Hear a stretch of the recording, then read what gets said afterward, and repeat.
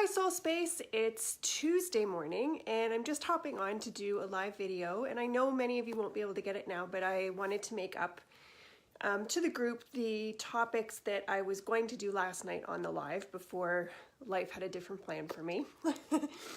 Anyway, so I have two quick topics that I wanted to pop in to talk about because I think that the ahas that will come with it will give you something deeper to ponder in your path.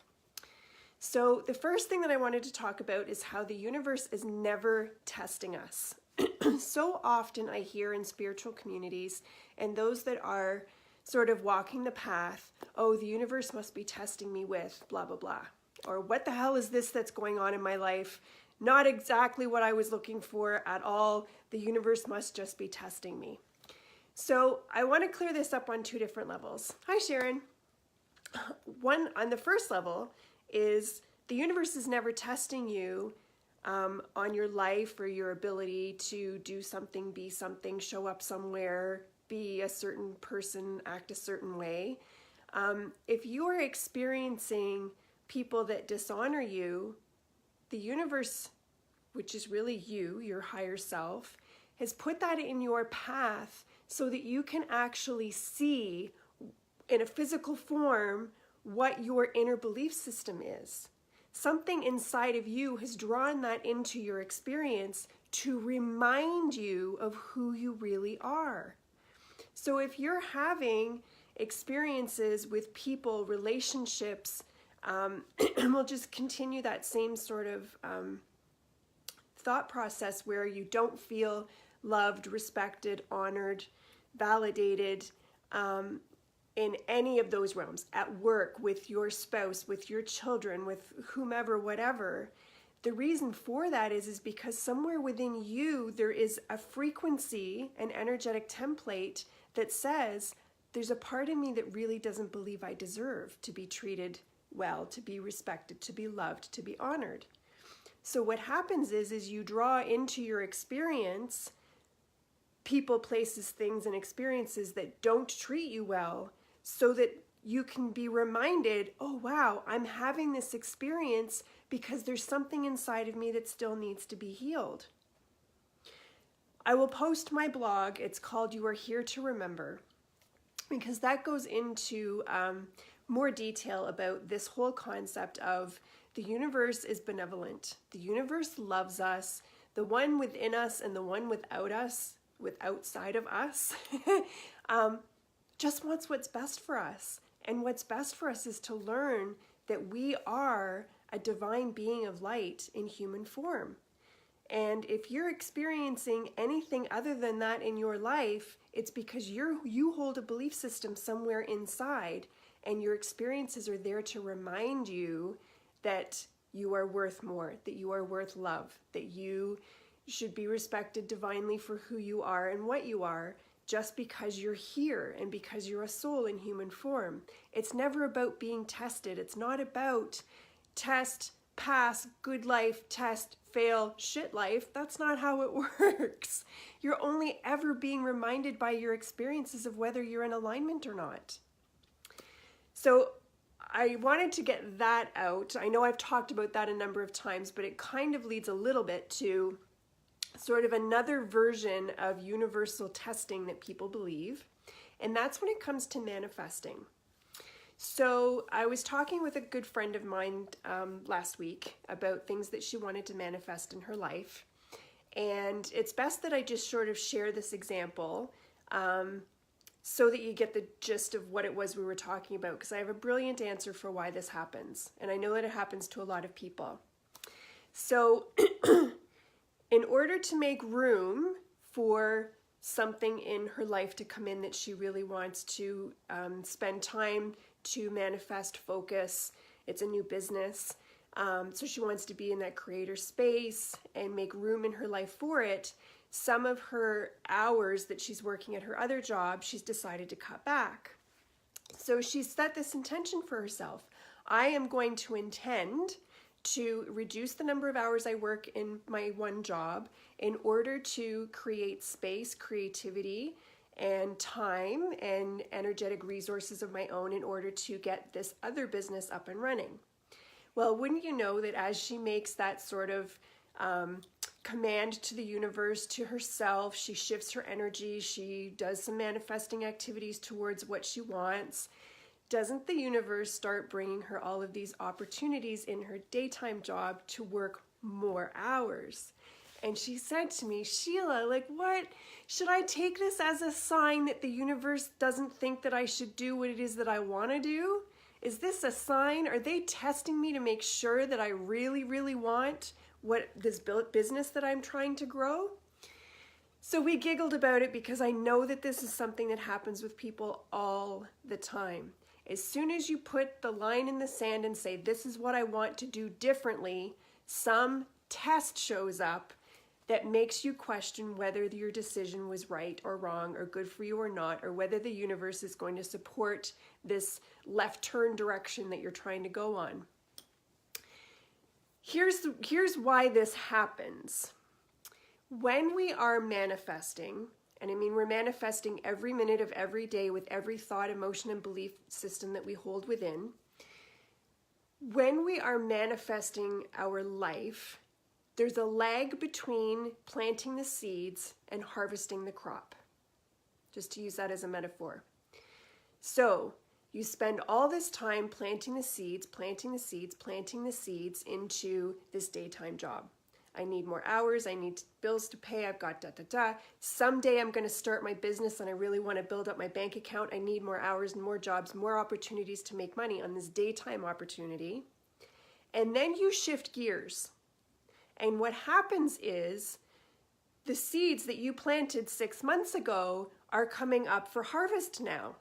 And you look at it as, oh, the universe is testing me. It's not supporting this new decision I've made. And then the whole self-doubt spin starts to happen and you feel deflated, disempowered.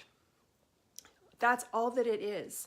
When you change gears, almost expect there to be a little bit of a push in the direction that you're leaving, because it's the seeds that you planted months and months ago coming to harvest.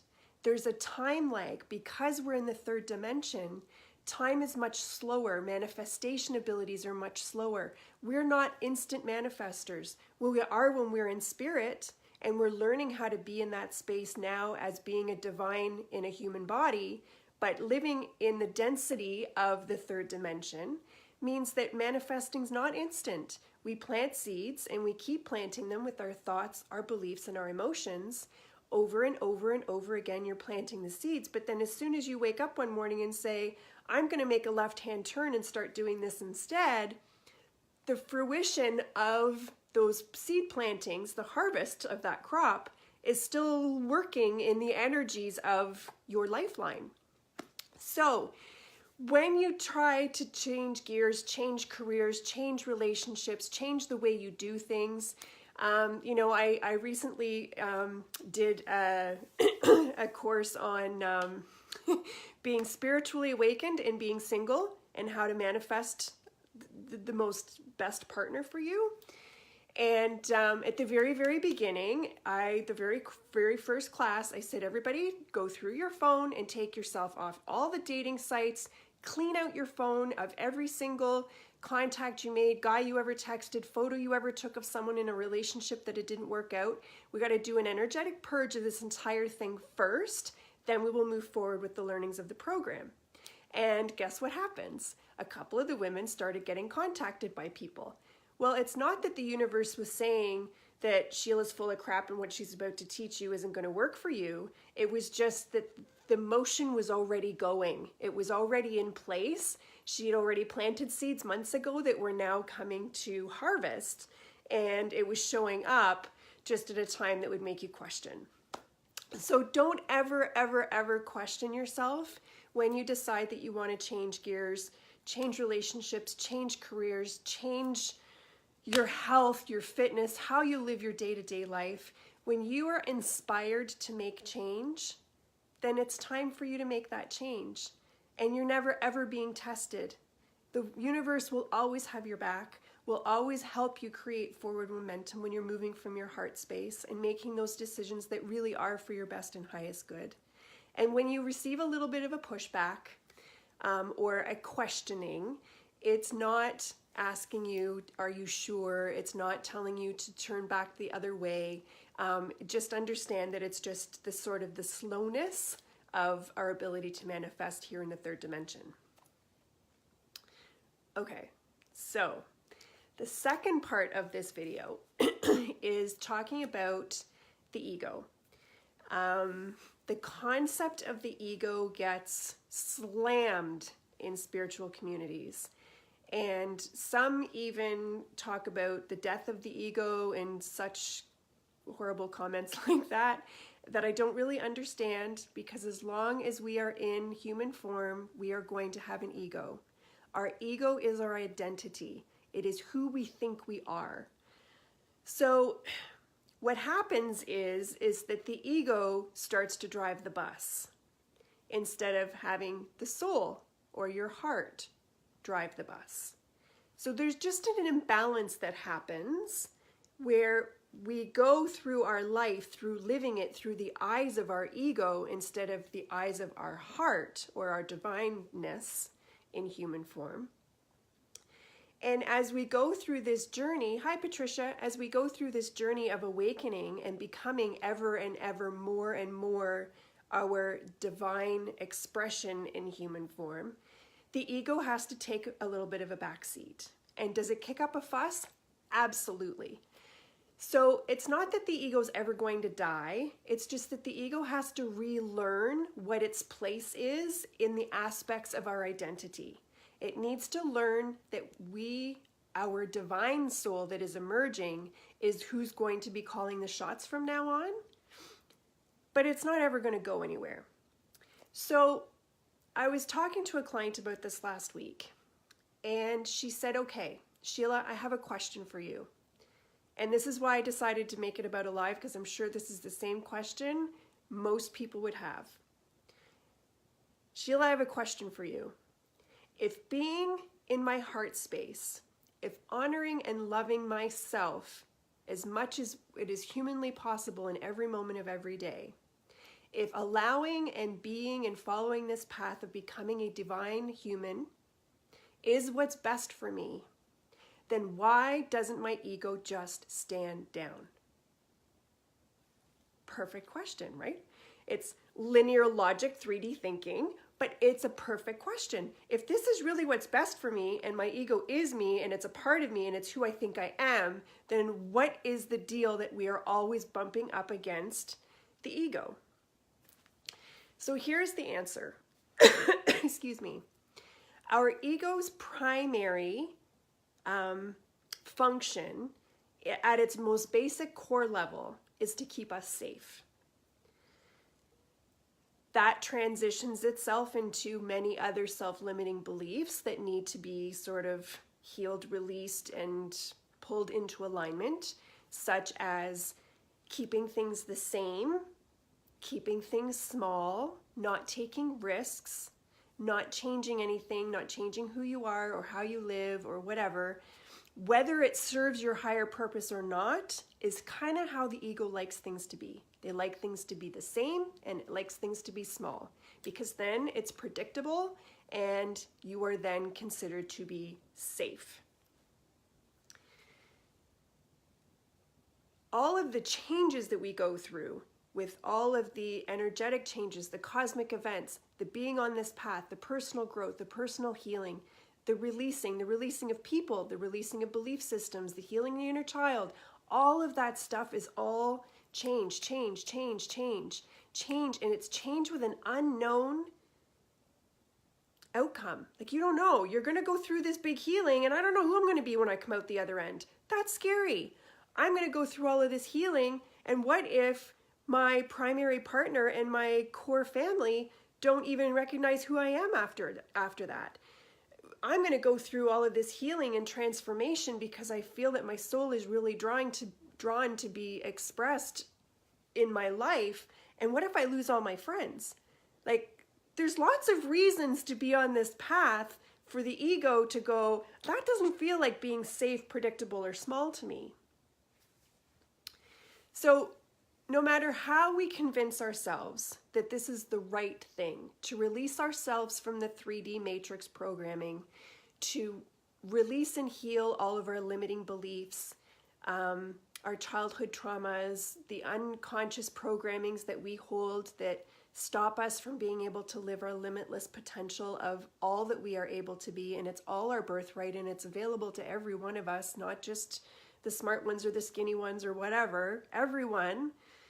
The ego is always going to try and protect us.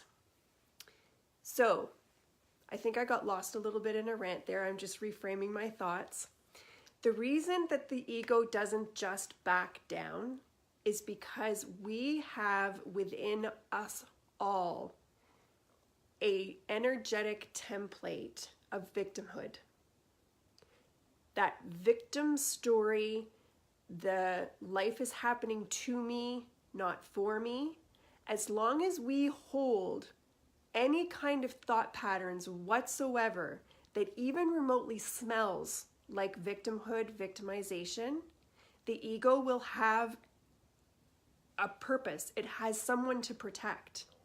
As long as you have thoughts of, oh God, another full moon, I wonder how I'm going to feel, or, like whatever it is, oh, here I am, crying my eyes again, I wish this would stop, this stupid purging that I keep doing, I wish I'd never embarked on the spiritual path. The universe is testing me. That in of itself, it's not that the universe, oh look, the universe is bringing me a person that doesn't treat me well to remind me that I still hold something within me that doesn't treat me well.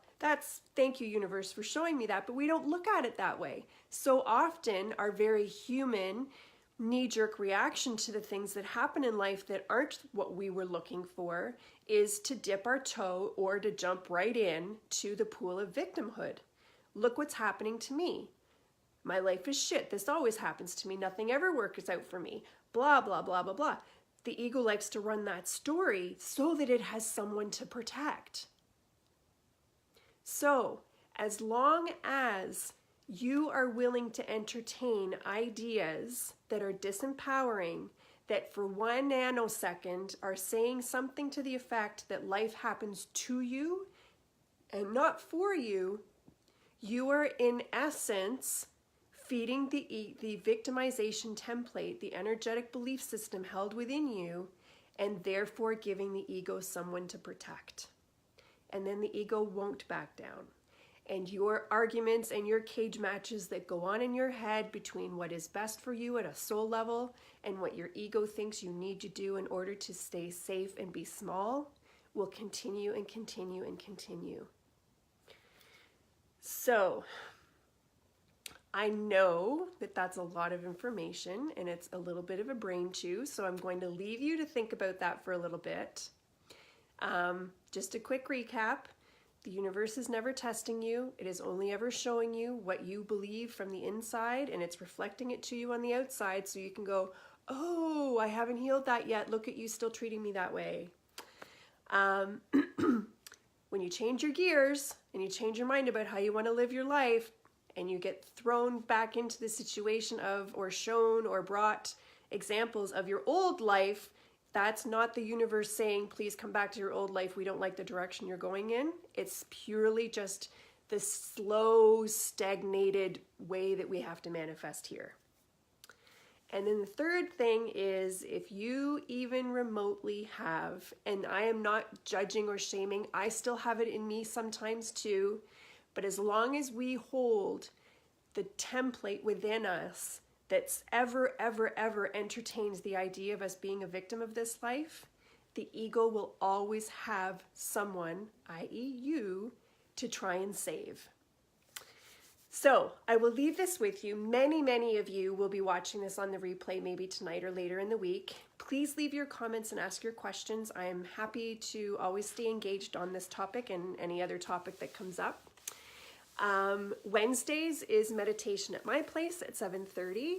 I have 2 other workshops that are coming up. Next Monday night, the 28th, I have a virtual energy workshop that is called The Art of Manifesting. It is all of the presentation part that I did with the vision board workshop given to us in a virtual format. So it doesn't matter where you live, you just pay for the workshop. Join us on the Zoom conference, video conference, where we will get to engage in like a virtual classroom. It's a really cool way that I'm starting to drive my business in that direction, where I can just pull some people together. We all see each other on the screen. I can do my PowerPoint. I can ask and answer questions. It's very interactive. So that is $33, and it's next Monday night, where I'm going to teach all of this sort of, I call it like Law of Attraction 5.0.